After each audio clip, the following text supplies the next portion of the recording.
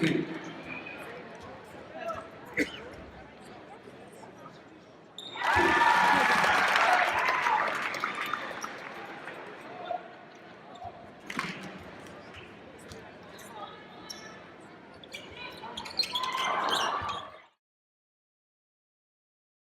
I'm not sure why the women's team hasn't received as much support as the men's basketball team in these past years because both teams have been historically successful.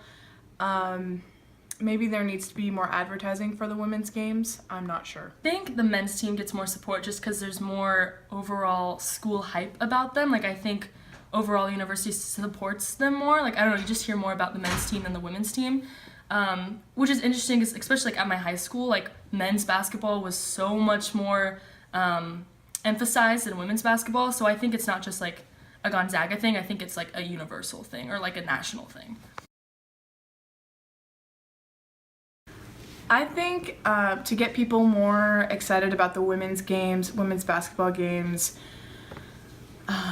they could have more incentives to go to the games like they do for the women's volleyball games.